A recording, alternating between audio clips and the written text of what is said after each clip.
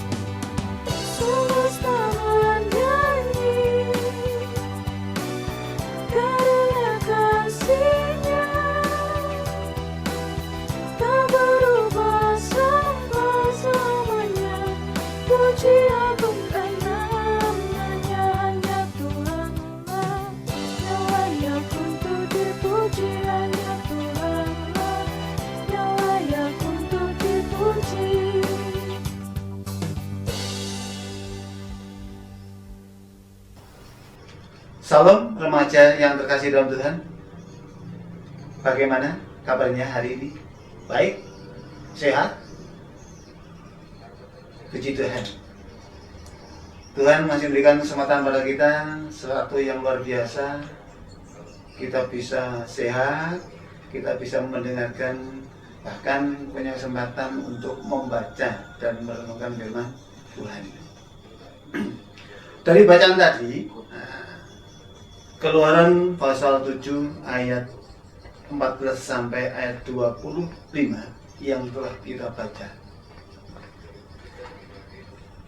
Ada satu pertanyaan yang saya tanyakan kepada teman-teman remaja. Kira-kira pernahkah teman-teman remaja itu membuang sampah di sembarang tempat? Artinya tidak di tempat sampah. Coba, yang pernah boleh angkat tangan. Ada? Saya yakin ada.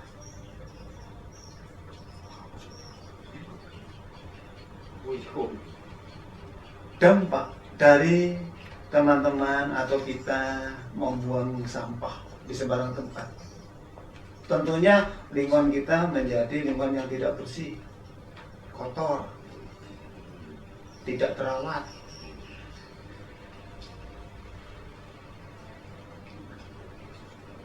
Dan yang lebih lagi, ada sampah di sana, ada sampah di sini. Apalagi yang kita rasakan? Tentunya bau. Bau yang menyengat, mengganggu kita, mengundang lalat, dan menjadikan lingkungan kita tidak layak.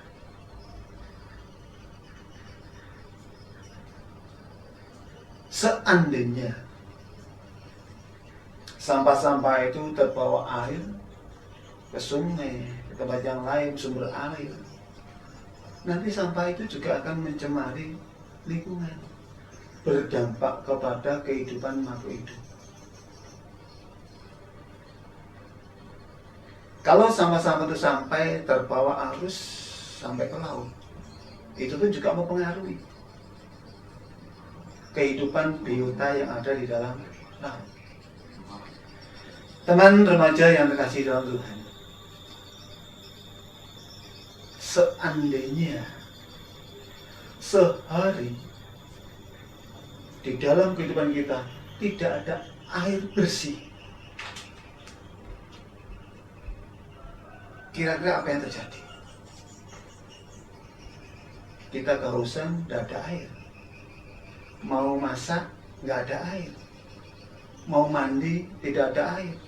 Apalagi teman-teman remaja yang suka punya hobi makan yang pedas-pedas. Waduh, saat kepedesan, aduh, nggak ada air gimana? Nggak bayangkan. Bisa bayangkan. Dan ada beberapa negara, ataupun juga ada sebagian dari tetangga kita, sebagian daripada saudara-saudara kita yang wilayahnya sedang kekeringan, tidak ada air. Mereka rela berjalan jauh hanya untuk mencari air bersih. Mereka rela harus menuruni lereng tebing hanya untuk mendapatkan air bersih. Nah, pada saat ini, teman-teman remaja, bacaan kita Keluaran pasal 7 ayat 14 sampai ayat 25.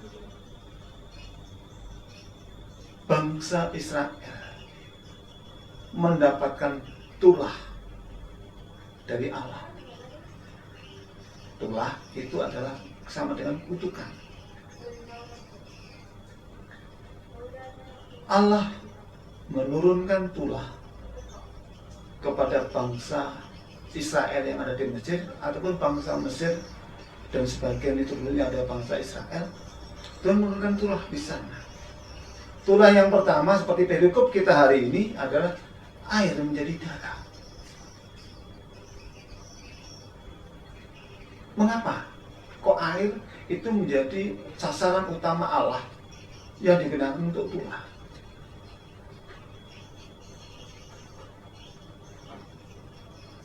dari bacaan tadi, Allah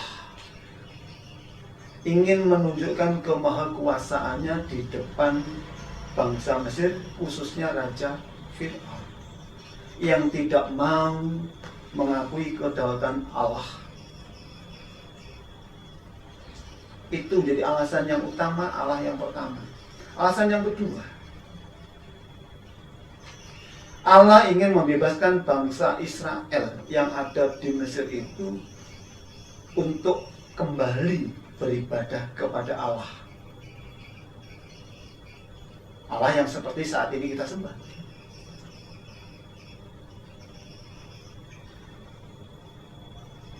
Kalau kita pelajari lebih lanjut, mengapa Allah menurunkan tulah kepada bangsa Israel ini kepada bangsa Mesir, ada 10 tulah. Ternyata ada latar belakangnya di sana.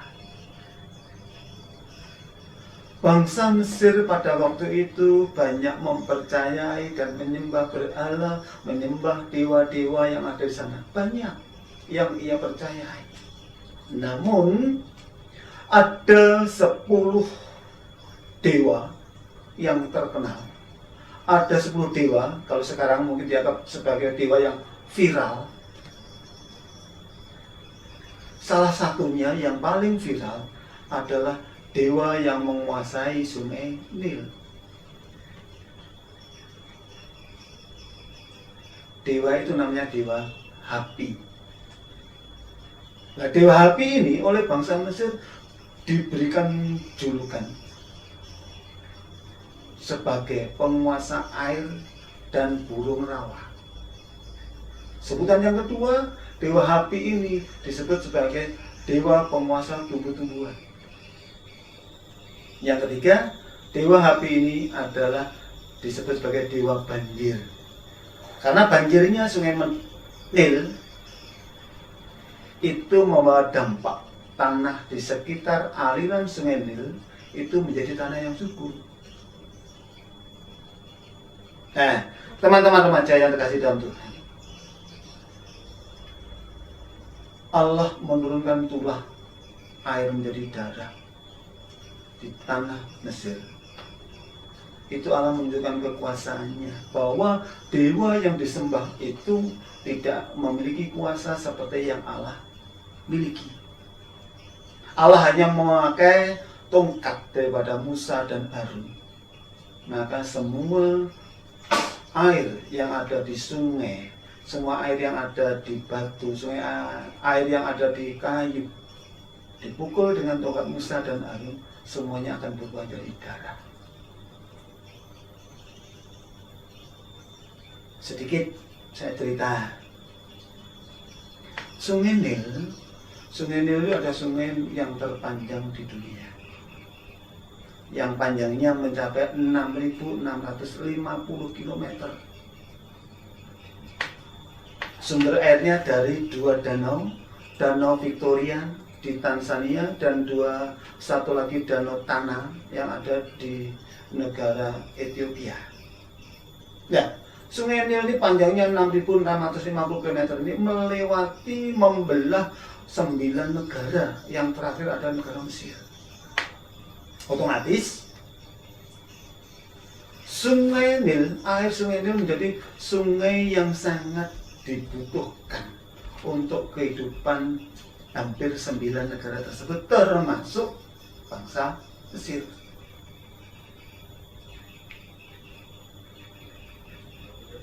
Dengan sungai Nil, dengan air yang ada di negara Mesir berubah menjadi darah semuanya. Teman-teman remaja bisa membayangkan. Bayangkan, seandainya terjadi di dalam kehidupan kita saat ini. Kita makan kepedesan, mau minum ternyata darah. Kita mau mandi ternyata airnya jadi darah. Saat kita mau menuangkan air untuk cuci muka, darah. Jalan ke sana kemari, di solokan ada darah, di parit ada darah, ke sungai semuanya berubah jadi darah. Gimana? Sudah bisa bayangkan? Betapa sulitnya dan sengsaranya bangsa Mesir pada saat itu, di mana Tuhan menumpahkan kutukannya. Air berubah menjadi darah. Sampai-sampai bangsa Mesir menggali tanah sana sini agar untuk mendapatkan air yang bersih. Dan itu air tanah pun itu juga sulit didapat. Mengapa? Secara alam, kondisi alam negara Mesir itu merupakan daerah padang gurun. Padang gurun, di mana sebelah timurnya Sungai Nil itu merupakan gurun timur kelanjutan daripada gurun Arab. Dan Sungai Nil sebelah barat itu juga merupakan gurun barat kelanjutan daripada gurun Sahara. Otomatis tanah yang berpasir itu untuk mendapatkan air itu sangat sulit. Nah, kita lihat betapa air, khususnya air bersih, itu sangat dibutuhkan untuk kehidupan manusia. Mungkin kalian teman-teman remaja yang terkasih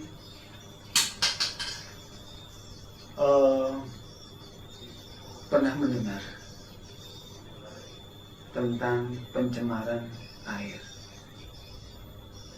Air dari limbah-limbah pabrik ataupun juga air daripada limbah-limbah keluarga, limbah-limbah rumah tangga.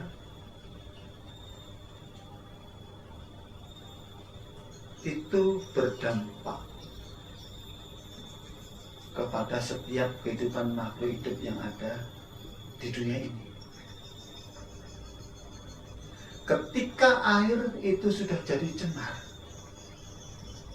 ketika air itu sudah tidak lagi layak disebut air bersih,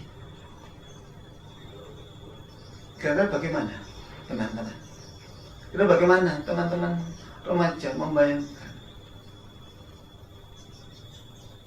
dampak apa yang bisa dirasakan, dampak apa yang bisa ditimbulkan dari pencemaran air atau air yang sudah kotor? Gimana? Dampaknya apa teman-teman? Tentunya air bersih itu selalu dibutuhkan untuk setiap kehidupan manusia, untuk setiap kehidupan makhluk hidup ciptaan Allah.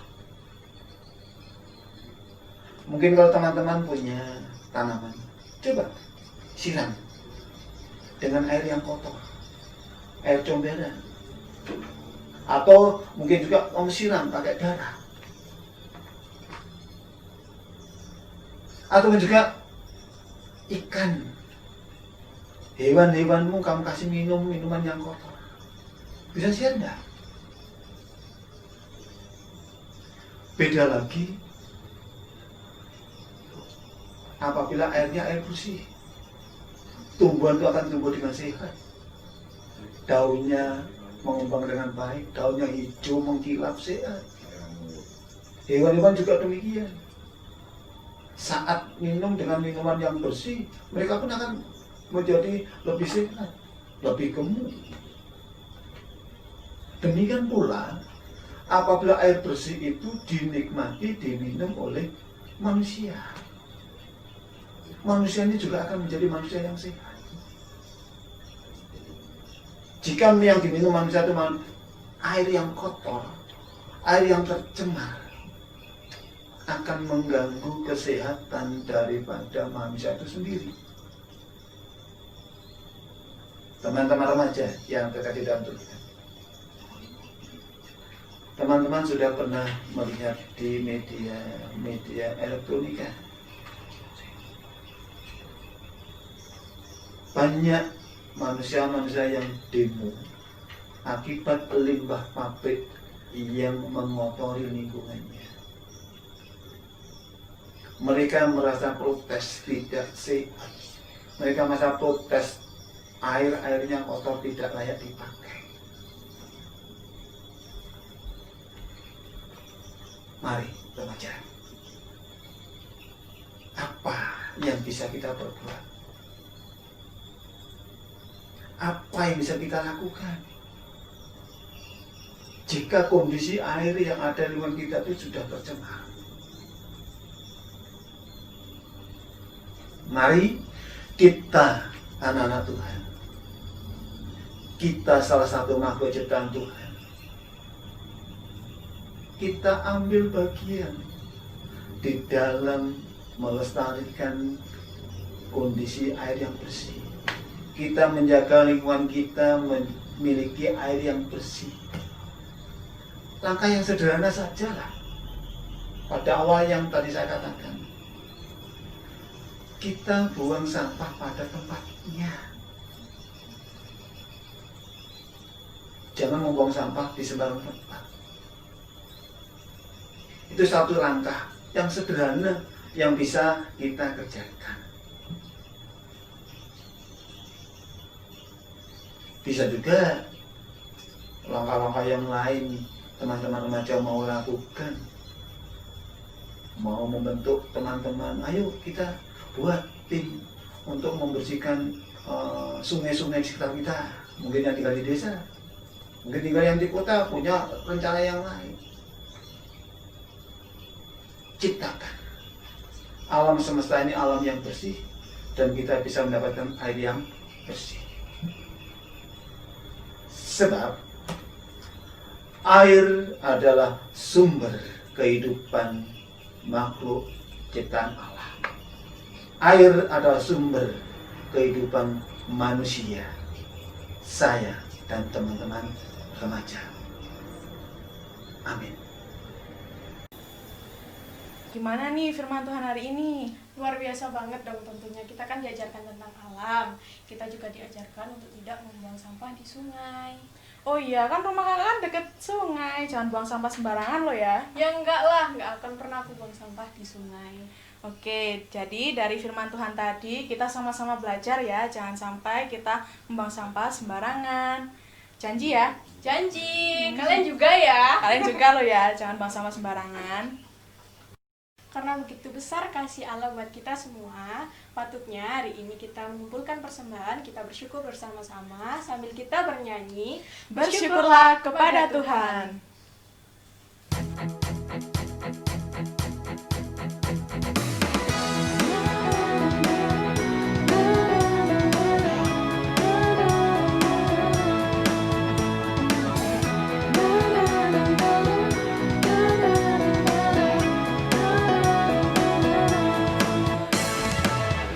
Haleluya, ku memuji-Mu Tuhan, karena kasih-Mu tak berkesudahan.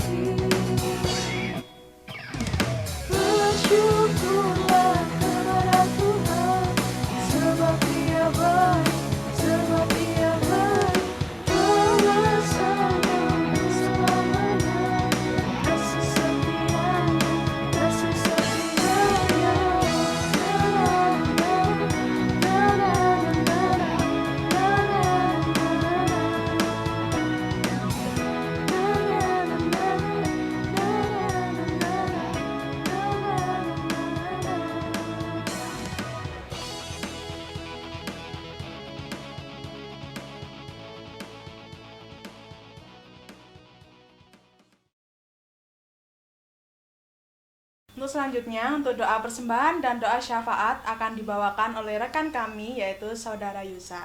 Silakan. Mari teman-teman remaja yang dikasihi Tuhan, kita bersama-sama berdoa syafaat. Mari kita berdoa. Terpujilah namamu ya Allah yang maha tinggi, Allah yang kami muliakan di dalam nama Tuhan Yesus Kristus. Kami mengucap syukur ya Tuhan, karena Engkau telah memberkati kami dan menyertai kami di dalam ibadah kami pada pagi hari ini. Terima kasih Engkau telah memberkati kami dalam kami mendengarkan sedikit dari firman-Mu. Kami percaya bahwa firman-Mu ini akan menumbuhkan kami, semakin mempererat kami, iman kami kepada Tuhan di dalam gereja kami. Tuhan, kami juga telah mengumpulkan ucapan syukur kami dalam bentuk persembahan. Kami percaya bahwa persembahan kami ini Tuhan dapat berkati, Tuhan dapat kelola melalui hamba-hamba Tuhan yang telah dipilih untuk mengelola persembahan ini. Kami mendoakan supaya mereka semua diberikan kebijaksanaan, diberikan kejujuran dalam mengelola persembahan. Tuhan yang maha baik, kami juga berdoa bagi kesehatan kami, setiap pelayan-pelayan Tuhan dan umat Tuhan dimanapun video ini disaksikan. Kami percaya ya Tuhan, hanya atas berkat-Mu saja kami dapat terus merasakan kesehatan yang hanya daripada Tuhan. Engkau berkati setiap saudara-saudara kami yang sakit, yang telah terjangkit penyakit COVID-19 pada khususnya, kiranya Tuhan dapat memberkati mereka dengan berkat kesehatan, berkat kesukacitaan, supaya penyakit ini dapat segera sirna dari tubuh mereka. Ya Tuhan, kami juga berdoa bagi setiap kami remaja yang dalam proses pendidikan. Kami mengakui ya Tuhan bahwa pendidikan secara online maupun offline ini merupakan sesuatu yang sulit bagi kami untuk kami hadapi. Namun kami percaya hanya dengan kebijaksanaan Tuhan yang dipinjamkan kepada kami saja, kami dapat melaluinya supaya tetap bertumbuh dalam kecerdasan kami. Ya Tuhan, kami juga berdoa bagi bangsa dan negara kami yang saat ini telah terjangkit pandemi COVID-19 yang sampai saat ini belum menunjukkan tanda-tanda untuk berakhir. Kami berdoa untuk seluruh vaksin yang didistribusikan, kiranya Tuhan berkati bahwa vaksin ini adalah jawaban dari Tuhan untuk mengakhiri pandemi ini. Kami juga berdoa untuk seluruh pemimpin-pemimpin bangsa kami, mulai dari yang tertinggi Bapak Presiden Joko Widodo sampai yang terendah di desa-desa maupun kelurahan-kelurahan. Ya Tuhan, kiranya seluruhnya Engkau berkati dengan kebijaksanaan-Mu. Kami juga berdoa bagi setiap kami yang ada di gereja-gereja. Engkau berkati Gereja Kristen Jawi Wetan, supaya dapat semakin menumbuhkan iman kami di dalam Tuhan. Engkau berkati ketua sinode sampai dengan pendeta majelis yang ada di jemaat-jemaat. Kiranya semua ada dalam lingkupan tangan Tuhan. Inilah doa dan ucapan syukur kami ya Tuhan. Kami serahkan ke dalam tangan kuasa-Mu yang penuh kasih, Tuhan Yesus Kristus. Amin. Oh ya, teman-teman di rumah masih semangat gak? Ya masih lah tentunya. Ya udah, kalau gitu kita sama-sama nyanyi lagi yuk. Kita nyanyikan lagu Kasihnya Seperti Sungai.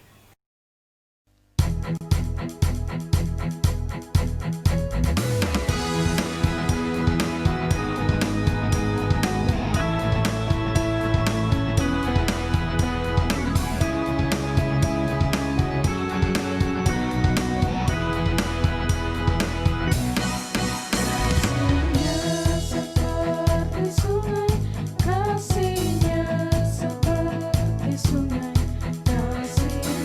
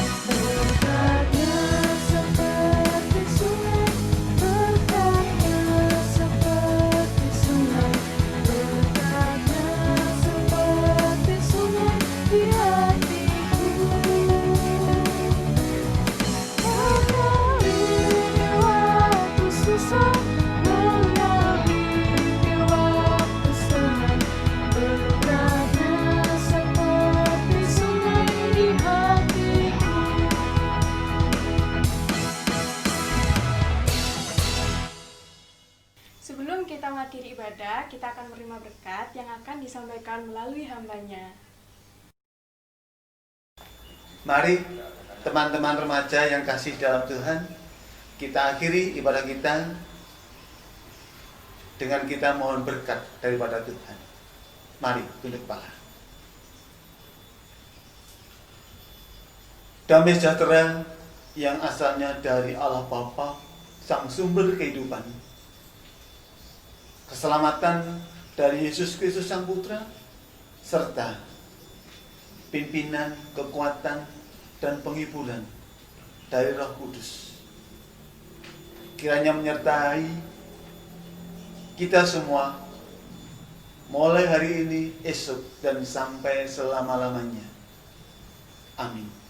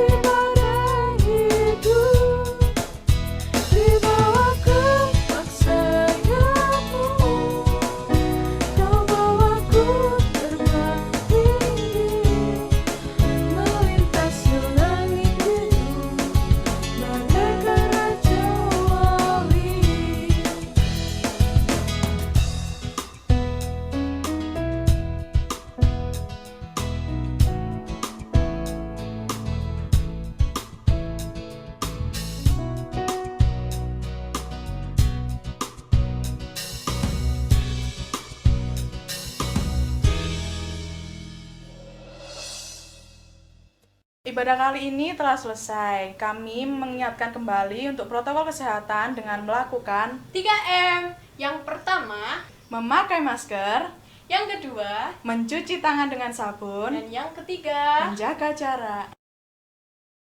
Selamat hari Minggu, Tuhan Yesus memberkati.